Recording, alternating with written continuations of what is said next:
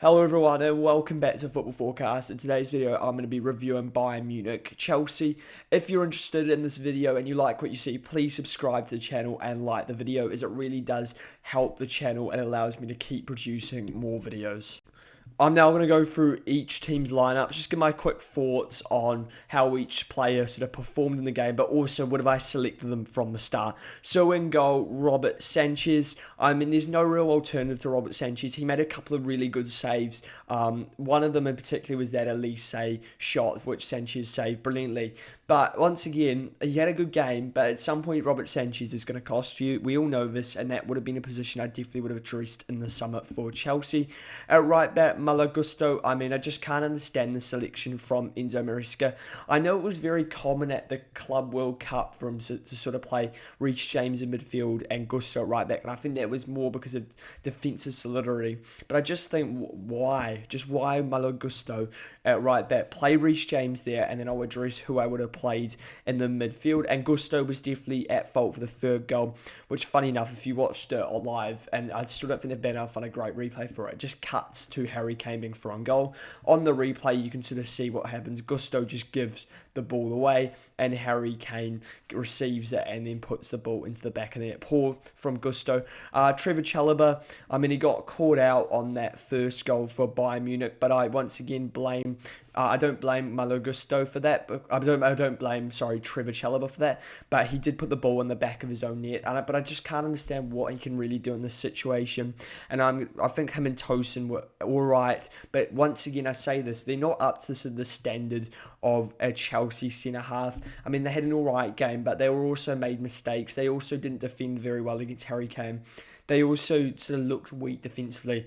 These two aren't good enough to be Chelsea centre halves, and considering they spent $2 billion, this is outrageous. I know Levi Colwill isn't fit, but they could have easily spent this money. They bought a Garnacho, they bought Gittins. Why not buy one quality centre half? And even with Levi Colwill, you still need that. And you can't rely on Fofana. He's too injury prone. He's also not playing well. So I think that's what they needed. And I would have gone with someone young. I would have gone with a leader. That's a perfect position to get a leader, and that is what I think Chelsea require. Left back Marc Cucurella. I think he got caught out in the first goal by not getting out to the winger who put the ball into the box for Bayern Munich's first goal. Cucurella needs to be there. That's his position on that left hand side, and he didn't get there. And that's Cucurella's fault, and that's the reason that first goal happened. Into the midfield, and once again, as I've said, I just can't understand Reece James in midfield. It doesn't really work for me. I know that he played there in the Club World Cup. I still think he's way better at right back, and considering he only played 45 minutes against Brentford, I think they could have definitely got through at least 60 minutes of Reece James at right back, and then you obviously play either Enzo Fernandez deeper, so this is what I would have done. I would have got Fernandez and Caicedo. That's Chelsea's midfield, and I think it's good. Or you bring in an Andre Santos into that midfield if that's what you want to do. If you want to drop Reece James, if you want to move Reece James to right back.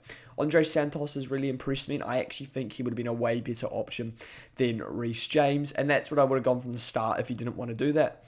So that would have been my alternative.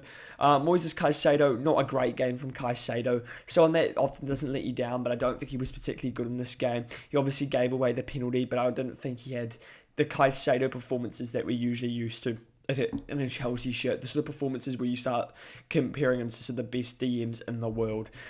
Cole Palmer, I mean, he scored the goal, and I think this was quite predictable, Palmer to get a goal in this game because, look, Cole Palmer really steps up in these games.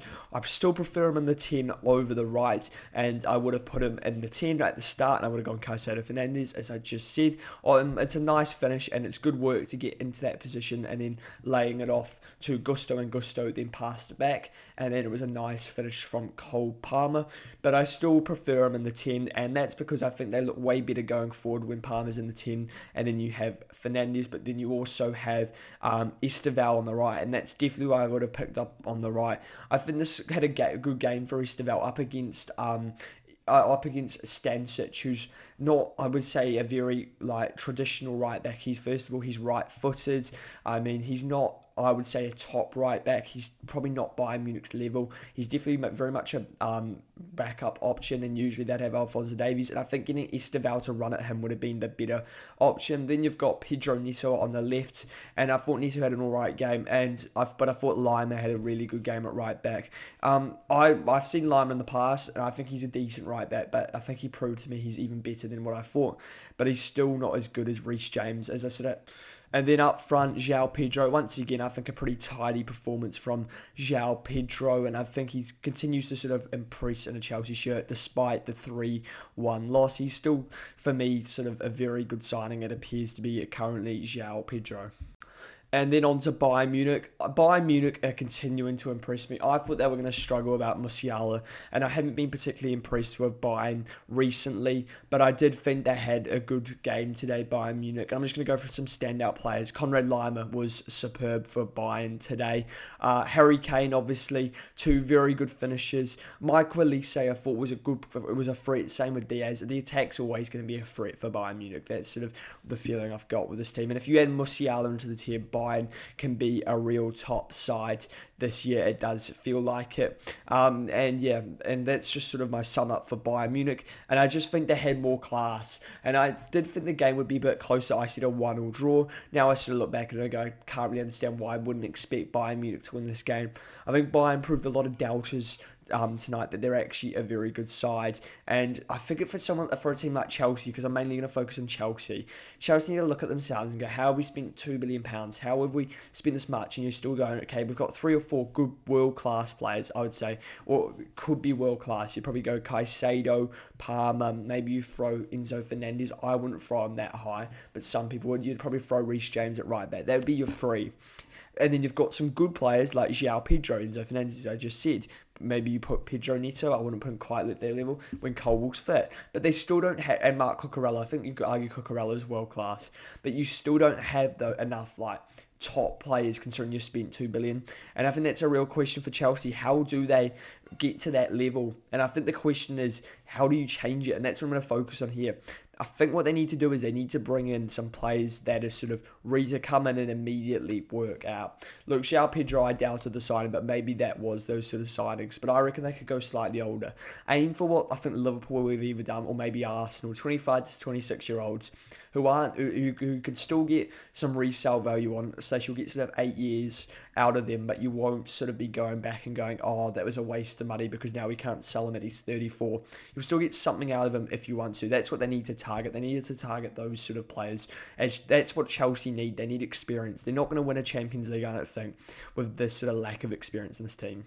Just to sum up for Chelsea, I do think there are a couple of positives to take from this game. Look, they managed to show some threat against a very good Bayern Munich side. Maybe they were a bit unlucky at points, but they're still not quite at that level, and I think most Chelsea fans would be willing to admit it. I think maybe the Club World Cup's given them a bit of sort of hope, maybe more hope than they should have had going into this season. And I do worry for Chelsea this season. I think they will still probably finish in the top 4. I definitely think they're good enough for that. But I do worry about them sort of going any further. And eventually, I think Maresca, I mean, he won a couple of trophies last year. Well done.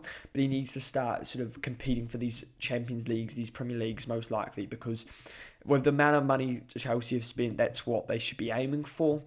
So that is the end of this video. Please let me know your thoughts on this game. Do you agree with what I've stated about how Chelsea have just don't quite think they've still got the player quality? They're a bit weak and aren't quite up for this game. Give me your thoughts, and if you did enjoy this video, please subscribe. It really helps the channel, and I'll be releasing loads more content around Chelsea, around Bayern Munich this year in the Champions League, as well as just any football content that you want to see.